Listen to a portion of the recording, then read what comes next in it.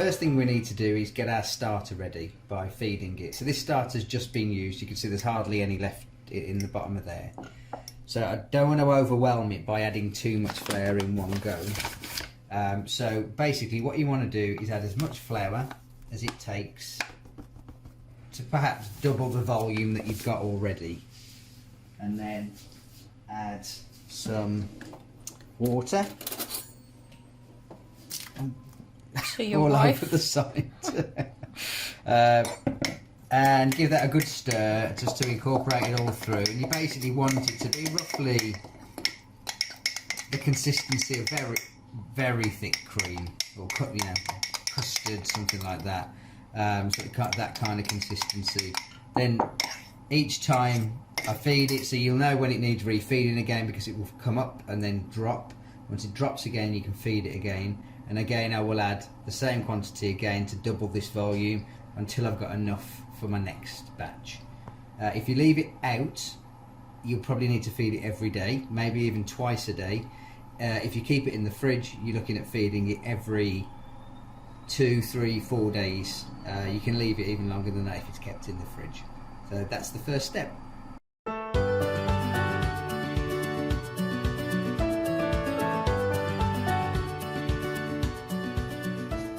Okay, this is stage 2 of making your sourdough. So stage 1 would have been to feed the starter. I fed this starter first thing this morning. It's now midday, and you'll see that the starter has risen. And the way to test that it's ready is a glass of water and just a bit of your starter and drop it in. See, it's floating. So that basically means that your starter is ready. So a little bit sank to the bottom there because I probably messed with it earlier, but you can see the starter floats. So you know that's full of air and ready to use. Okay. So what we need, this is enough to make 2 loaves. So I'm going to make 2 loaves with this, but so half it if you only want to use one. And I'm going to weigh everything. So we start off with water. So we want 600 grams or millilitres of water. Same thing when it comes to water, at least.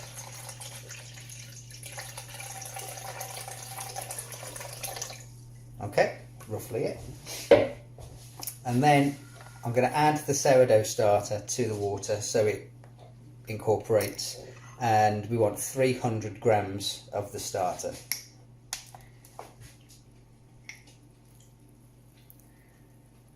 Or thereabouts. Okay.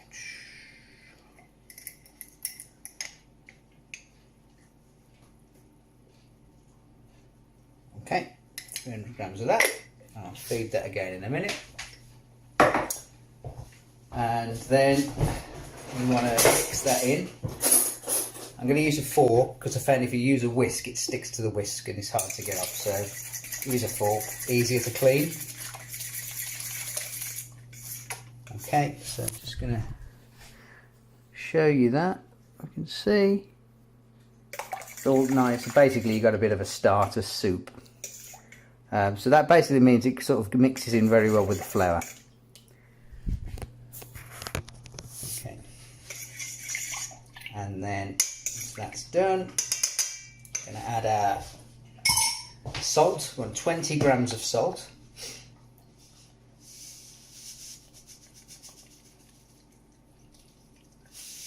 There we go. And again, give that a good mix to get the salt dissolving.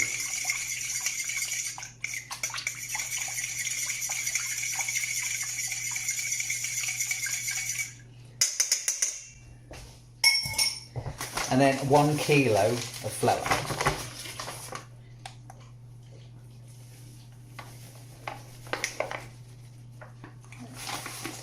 The bag.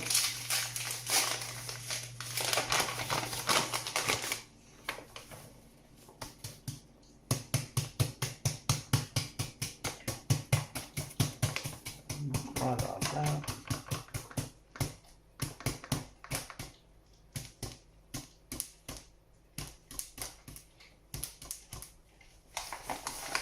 And then all we do is mix this in till it's all incorporated and is a bit of a shaggy mess.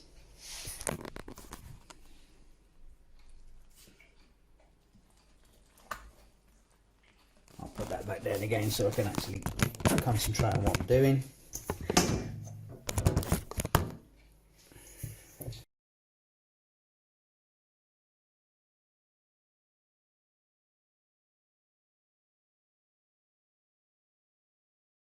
We just want it just so that the flour and the water have mixed. Doesn't have to be anything fancy. You're looking for a bit of a rough, shaggy mess like that. So what we'll do now is leave that for half an hour for what's called the auto-lyse stage. And what that does, it allows the flour to absorb the liquid before we then do our first stretch and fold.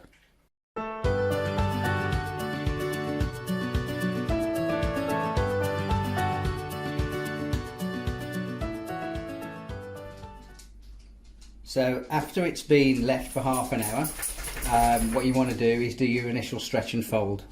So I've already done it once on this, which is why it looks a bit smoother. It won't look like this when you first start. It'll look a lot like the shaggy mess that you left before. But basically you want to wet your hand, which you need to do because sourdough is very sticky. The dough is very sticky. And then you just literally drag it up, fold it across and turn, drag it up, fold it across and turn, and repeat, adding more water to your hands to stop you from sticking, and just keep doing this. You might need to do quite a few times until you end up with a smooth-ish ball of dough, so similar to that. So that's it now. I use that method instead of kneading because I've not found that kneading actually gives it any great benefit. You know, the stretch and fold technique, because you're doing it over a much longer period of time compared to regular bread, it doesn't need that kneading. The stretch and fold will do it. Now ideally you want to do that stretch and fold every hour, but I'm going back to work now, so it's not going to get another one for about 4 hours, but that'll be fine. And when I come back, I'll just stretch and fold every so often, which I'll show you in the next video.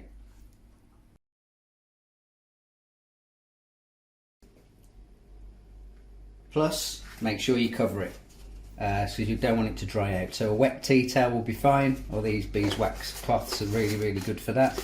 Also, you could use cling film. That's it.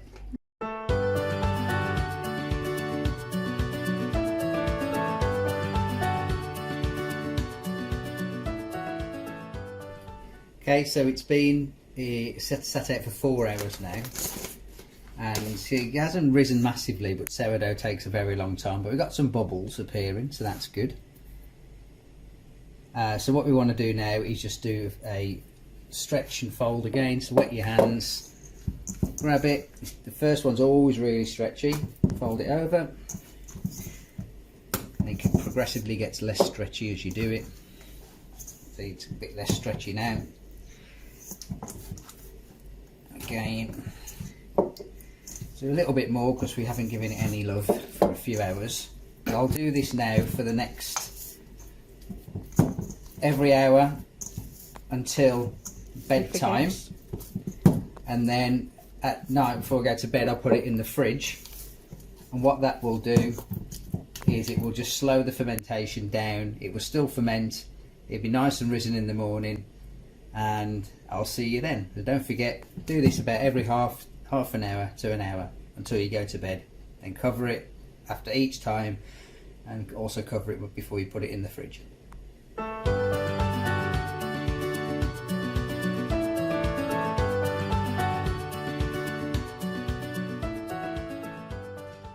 Right, so taking it out the fridge the second day, look at that bad boy. You see it's risen massively, so we're just going to do a bit of a stretch and a fold again, just to knock it back a little bit. So there we go. nice and elastic.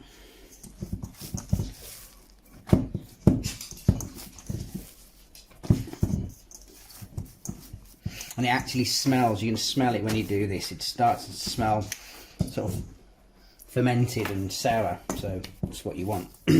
Okay, that's it, and then that goes back in the, so okay, basically you could start to prepare it to bake with now, which I'll show you a bit later, or if you're not ready for that yet, don't leave it out because you don't want it to overprove, so put it back in the fridge, stretch and fold as often as you can until you're ready, and then when you are ready to start preparing it to bake with, that'll be the next video.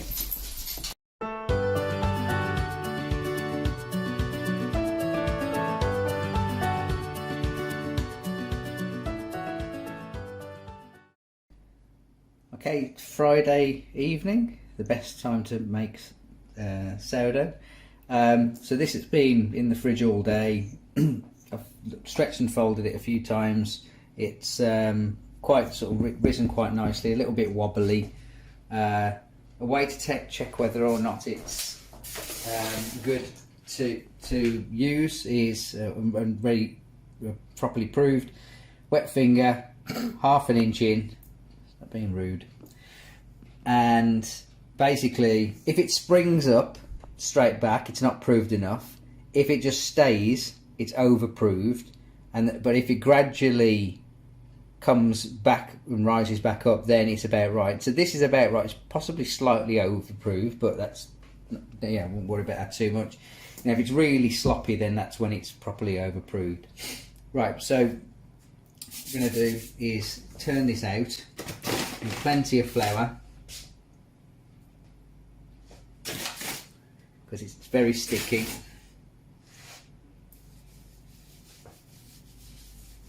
And then turn it out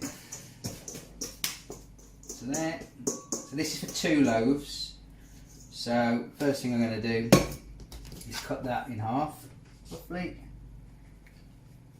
I should put some wet there actually.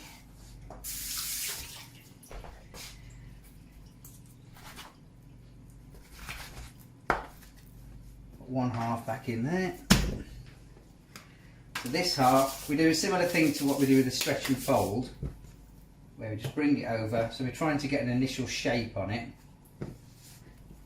Pull it over, but we're not being very forceful with it because we don't want to knock much of the air out of it. And then turn it over so the crease is on the bottom. And then what we do is the initial shape. So you're kind of moving it around on here and dragging it. And what you're trying to do is trying to build up surface tension on the top of the dough so that it will hold its shape. So by dragging it under, we're making the surface a bit more tense. And that will help to hold the shape of the dough. But kind of gentle, we don't want to knock all of the air out of it. Put more flour over here.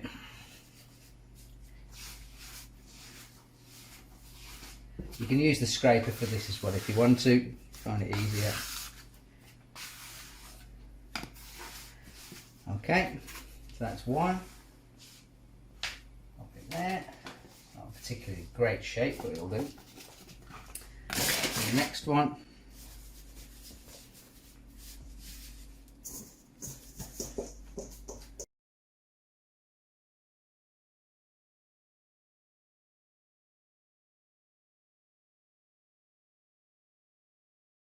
That's the second one. So what next thing to do before we put it in for its sort of final shape is what's called bench resting. So now it sits on the side, a bit of flour on it.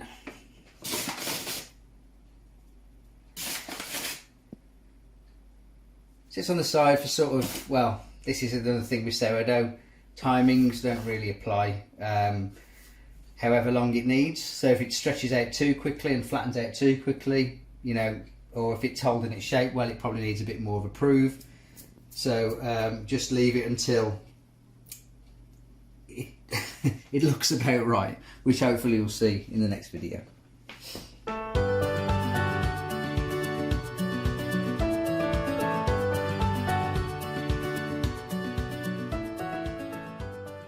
We've got the two rested doughs. You see how they're spread out a little bit, slightly dried out a little bit on the top, which will help them prevent sticking and hold their shape.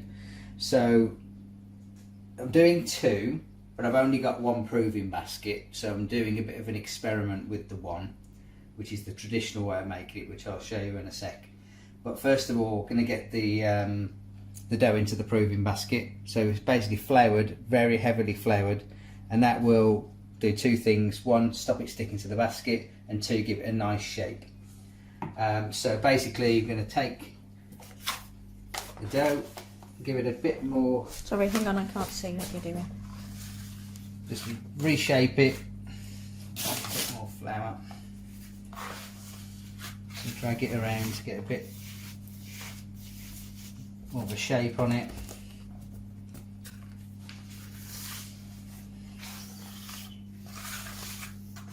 Just to bring it back a little bit from where it's spread out on this work surface, and then we just literally flip it over into there.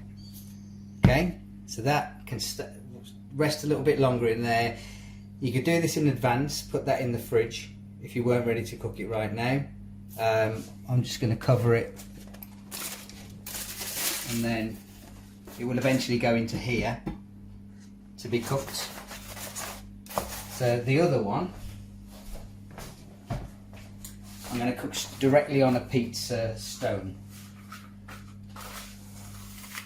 So again, I'm going to shape it.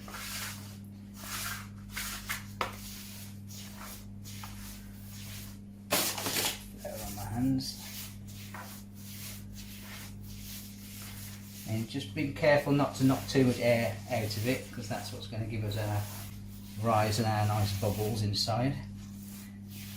Okay, so one of the reasons for cooking a sourdough in a Dutch oven is it holds onto the steam and creates steam, because sourdough needs steam to cook, and it's by far the easiest way to do it. But because I've only got one proving basket, I need to try and I'm going to do it in the oven directly onto a pizza stone, and I need some steam in the oven. So what I've got is, can't really see.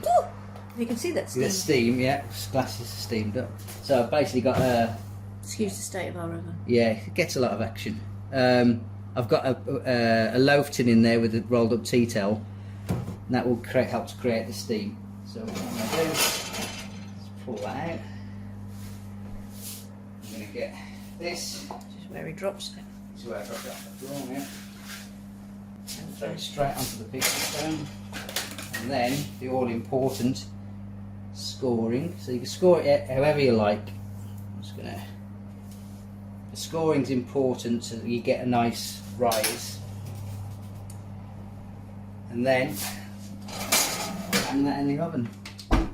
Check it in half an hour. Oh yeah, by the way, temperature wise needs to be really hot, 240. How long is it going in the oven? Half an hour to start with, then I'll take the steam away, turn the oven down to 220 for another 10 to 20 minutes. It's been half an hour. I'll just open that up and let's take out the steam. Oops. Just look at that bad boy. It's like a bomb. A boom. It's very dark on the top, which is a bit worrying, but I'll turn it down a bit now, and now it's basically time to see. Hold your nerve. Yeah, it still needs a little bit longer. It's bloomed on the bottom rather than the top, but I can go back in now. So give it 10 minutes with the oven down to about 210, and that should do the trick. This has been another 10 minutes and I think this is probably done now. I don't have my beautiful assistant with me anymore, so I'm just going to have to put the phone here a minute while I whip.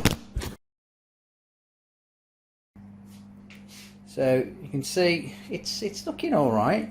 I mean, it's the first time I've done one like that on a pizza stone. It looks okay, a bit too dark, possibly because the oven was a bit too hot, because I normally used to cooking it in the Dutch oven with the steam as well. Got really hot, but I'm sure it'll taste great. I'll just test. It sounds hollow, so I think, yeah, we'll give that a go. And next, what we're going to do, just put this on the rack. So we'll turn the oven back up again, and I'm going to put the Dutch oven into the oven to get hot, and then we'll do the other one, which is in the basket over there.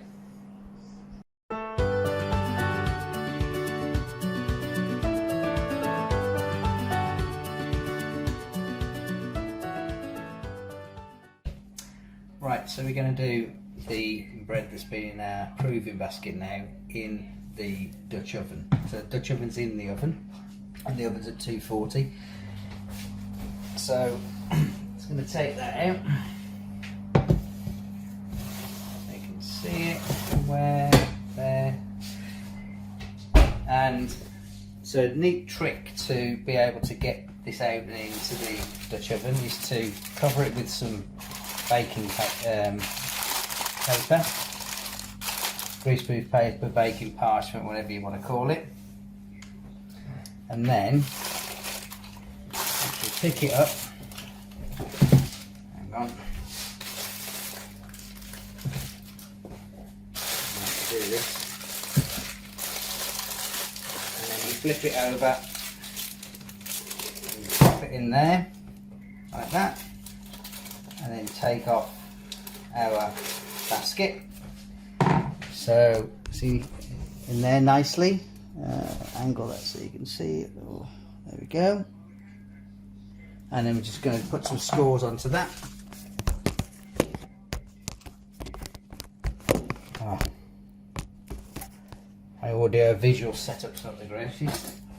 So we're going to score it. Just going to put a cross on this one, so about 1 centimetre deep, 1/2 inch deep, with the cuts.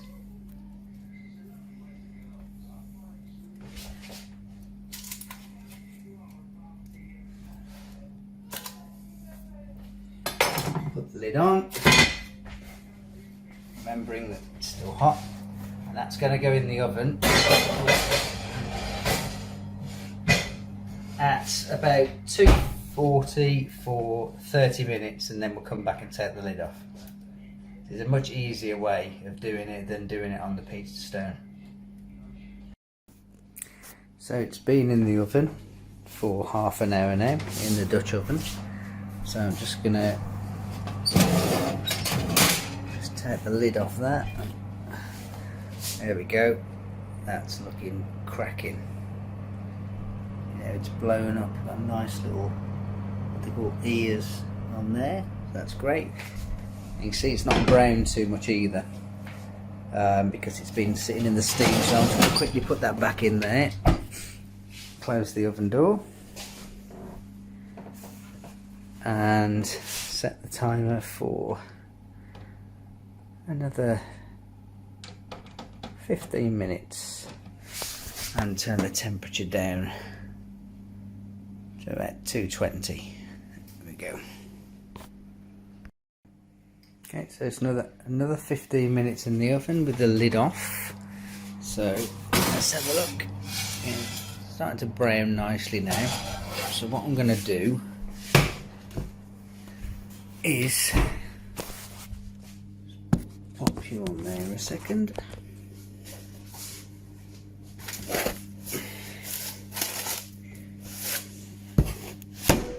Take it out of here. It's been done. Out of the way.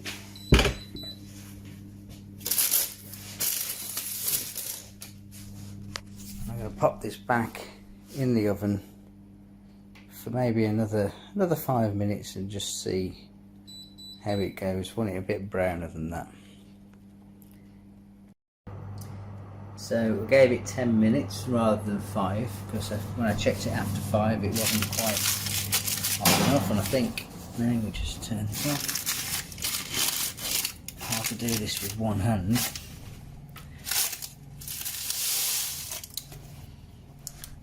I think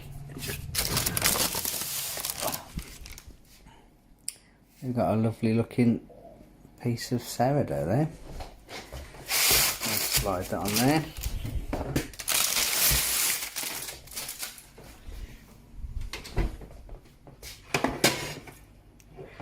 So comparing the two, the one that was cooked in the Dutch oven looks nicer, but the one that was cooked on the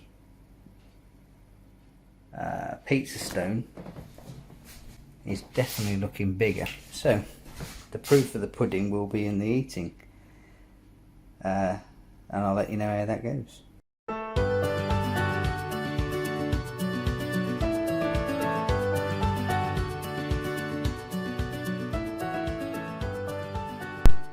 So the one that we cooked on the pizza stone was a lovely loaf. It was well risen, it was nice and soft, plenty of air bubbles, really tasty. So despite its outward appearance, it was actually a very nice loaf.